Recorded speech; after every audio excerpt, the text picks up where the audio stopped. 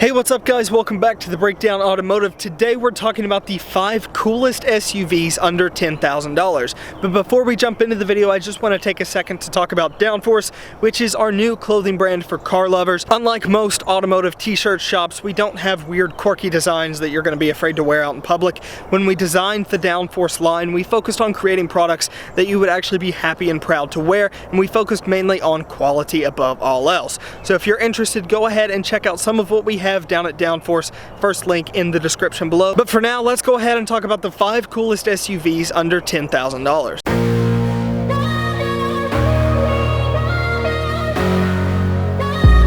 First up on the list is one of my personal favorites, and that is the 2004 Porsche Cayenne. Now, let's be honest for a minute, the first generation Porsche Cayenne is not really something that you could call pretty. In fact, it's actually really extremely ugly, and I get sick every time I look at it. But I think it is by far the coolest SUV on this list. And there's a very specific reason for that.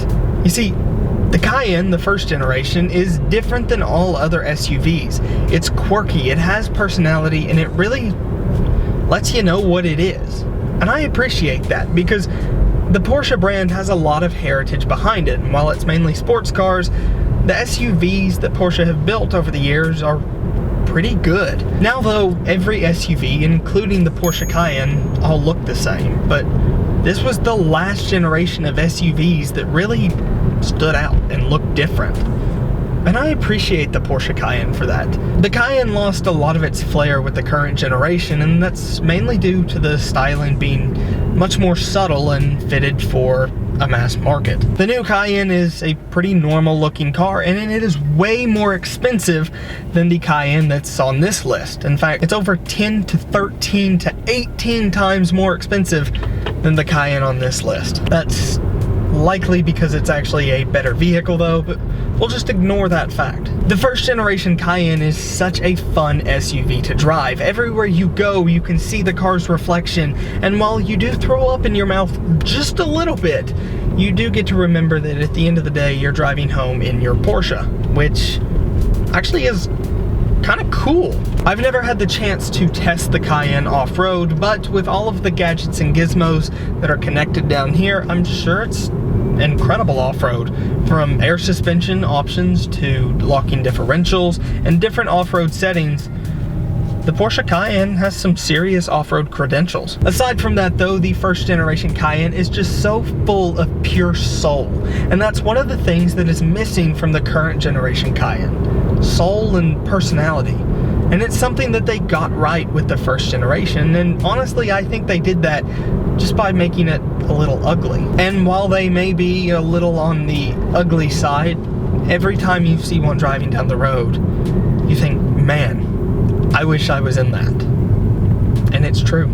It's just that good of an SUV. Next up on the list is actually a vehicle I don't talk about too much, and I really talk about its big brother, the Range Rover, and its even smaller but bigger brother, the LR3 and LR4. But I don't really talk about the LR2 that much.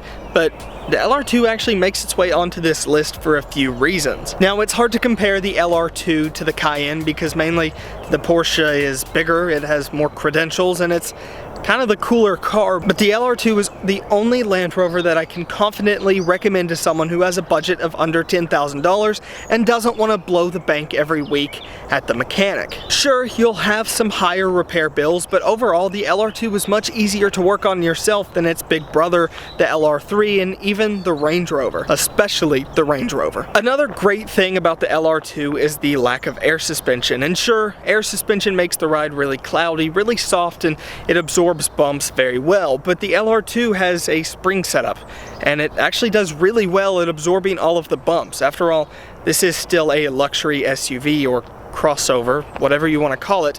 The LR2 is still extremely capable at doing what it does best, which is being a luxury off-roader. Because of that, you don't have to worry about replacing lines, struts, compressors, and air springs. And that makes the LR2 a much better deal than its big brother that you can also get for under $10,000. On top of that, the LR2 is fun to drive, and while you can't call it quick by any means, and it's definitely not sporty, it is nimble compared to the Range Rover and the Discovery. Unlike those two, it's actually a pretty compact SUV, and it's fun to drive because of that. Because of that, the LR2 can really fit anywhere, and it's a little more nimble than the competition like the X3, which even itself is pretty ugly to look at. So overall, the LR2 is really the better choice. The LR2 is fun, comfortable, luxurious, and very capable, and it's a great car to have because it's also not too bad on the wallet. Now, I am far from the world's biggest Mercedes fan. In fact, it would take a lot to get me to buy one. The only ones I've ever been interested in are the SLS AMG and the AMG GT. As far as their more consumer-focused cars go, I've never been too big of a fan, but there's one that I've always had a soft spot for, and that is the 2000 ML55 AMG. Now, I realize this is one really dull-looking SUV, and there's really nothing too special about it on the exterior or interior, but the ML55 AMG is seriously one cool SUV, and that's why it's made its way onto this list. Now, I do want to point out that if you're looking for an ML55 AMG for under 10 grand, you're going to be looking at one with at least 150,000 miles on it, and because of that, most of them are actually closer to 200,000 miles. So you're gonna want to make sure that someone checks out the car who knows what they're looking for before you purchase it. Otherwise, you'll end up in a world of hurt. But with so many being for sale at over 200,000 miles, it's kind of proof that the ML55, when taken care of, is bulletproof. And sure, while they can go forever if properly taken care of, they're also not known to be the most reliable things in the world. So like I said, if you're gonna buy one, make sure you get it checked out by someone who knows what to look for. But at the end of the day, an AMG for under 10 grand is one incredible deal, even if it is one of the ugliest SUVs ever made and really just doesn't have too much character or much really going for it. It is still one really cool SUV. On top of that, it's a bit of a sleeper. Let's be honest, no one looks at the ML55 and thinks that's a performance SUV. Let's be honest, because it's so dull looking, you really don't expect it has as much power as it actually does. But that's the great thing. People will think you're a soccer mom and you'll pull away like Batman. The next SUV on this list is actually one that I've made a video on with its successor, which is still my most hated video so far. So I thought it would be a good idea to try to redeem myself by recommending its older sibling, the 2004 Jeep Wrangler. One of the most surprising things is how well these hunks of garbage really hold their value, and don't get me wrong, the Jeep is great if you're looking for one thing. Overall, the Jeep really isn't something that could be called comfortable, luxurious, spacious, or good to drive. And if you're looking for something reliable, keep looking. But the good thing about the Jeep is it's cheap and it is very good at off-roading, and because of that, it's also easy to repair yourself, so you don't have to take it to the mechanic every time the door falls off. Oh, it's supposed to do that. There's not too much to say about the 2004 Jeep Wrangler as far as the looks go, because in the design department, Jeep is almost as lazy as Porsche. For reasons unknown to me, the Jeep is considered a cool car. So if you want something that looks good and is very capable off-road, and on top of that is pretty easy to fix yourself, the Jeep really is the way to go. And because Jeep fans are truly the most sensitive people on earth, I won't say anything negative about the Jeep. In fact, I'll end with this. The Jeep is a great SUV if you're looking to do one thing: off-road in your high school parking lot.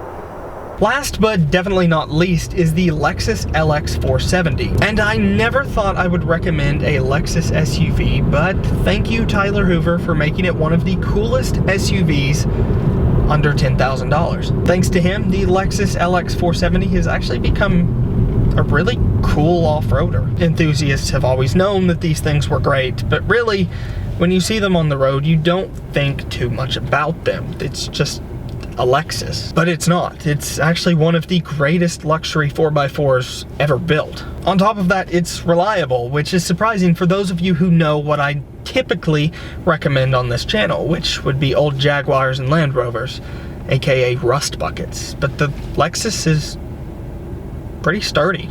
In fact, they're built like tanks and they're pretty bulletproof when taken care of. It's comfortable too, and it looks amazing. In fact, it's one of the last SUVs that Lexus had that I really enjoyed. I think the new Lexus Lx looks like it's taken some painkillers and looks like a soggy Range Rover. But this generation looks much better than the P38. On top of that, I can't recommend someone buy a P38 for an SUV under $10,000 because I understand the pain associated with owning a P38. And as much as I love Land Rover, there's no denying that this is the better off-roader or better SUV in general for the price point. So before I go to head off to apologize to the Land Rover gods, I just want to say thanks for watching this video. If you enjoyed, leave a thumbs up and subscribe to the channel for more content like this. And don't forget to check out Downforce down in the description below, and I will see you guys in the next video.